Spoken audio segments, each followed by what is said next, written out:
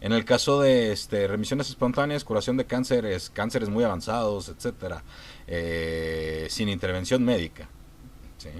Eh, Nuevamente, tú dices, es que sucede con un contexto religioso.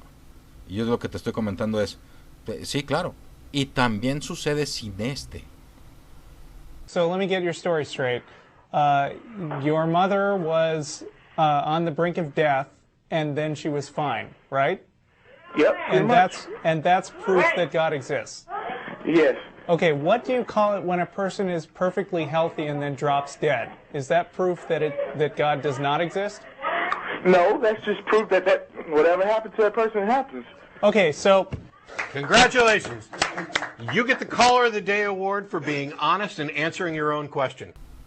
¿Cómo explicas cuando sucede sin este? Por ejemplo, cuando llega a suceder una remisión espontánea que no tiene un contexto religioso alrededor, ¿no? Y no solo eso, ¿cómo explicas, cómo dirías tú, aquellas remisiones espontáneas que suceden bajo otros contextos religiosos cuya religión sostiene la creencia de una deidad que sería que sería contraria o contradictoria con respecto del Dios que tú crees existe?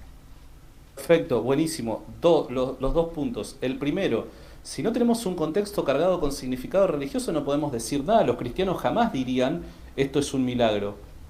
No, eso ya es trabajo de la ciencia.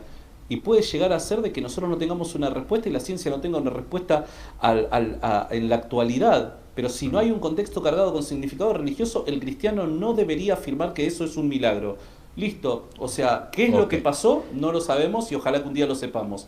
Por otro lado, cuando ocurren en otros contextos, dentro de otras creencias, el cristianismo como religión provee explicación a ello. Y es que como cristianos nosotros creemos de que no necesariamente solo en el cristianismo ocurren fenómenos sobrenaturales, sino también en otras religiones. Y nosotros los cristianos lo creemos. ¿Por qué? Porque dichos fenómenos no necesariamente tienen que venir solo de la divinidad, de Dios. Dentro de la cosmovisión cristiana, y obviamente esto un cristiano no lo aceptaría, pero dentro de la cosmovisión cristiana, como cristianos nosotros decimos, claro que suceden hechos sobrenaturales en otras religiones que afirman cosas contrarias a la nuestra, dado que, según el cristianismo, no solamente Dios opera de forma sobrenatural, sino también los demonios. Ok, entonces de acuerdo con tu posición, no hay problema demonios. con eso. Según el cristianismo, sí. Okay, pero eso ya no es algo que yo lo pueda discutir con un escéptico. Sí, porque sí, ahí entiendo. ya. Porque eso ya es una discusión entre cristianos nada más. Y tampoco Pero es mi. a nivel Sí. lógico, vamos a analizarlo a nivel lógico. O sea, si tenemos hechos similares, ¿sí? Remisiones espontáneas. Una remisión espontánea sería similar en una persona que es atea, que no ha llevado ningún contexto religioso al respecto, y una remisión espontánea con una familia en particular que ha llevado un contexto religioso en particular. ¿Sí? Okay. Tenemos el mismo fenómeno, lo que es la remisión espontánea en particular. ¿Sí? ¿Cómo entonces podemos hacer una correlación con la existencia de Dios?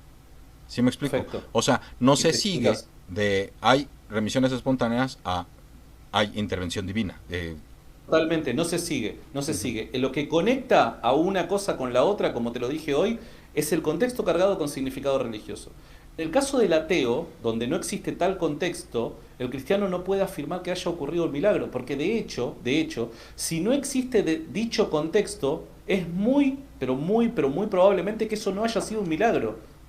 Muy probable que eso no haya sido un milagro, dado que según el cristianismo, el principal objetivo que Dios tiene al efectuar un milagro es comunicar un mensaje.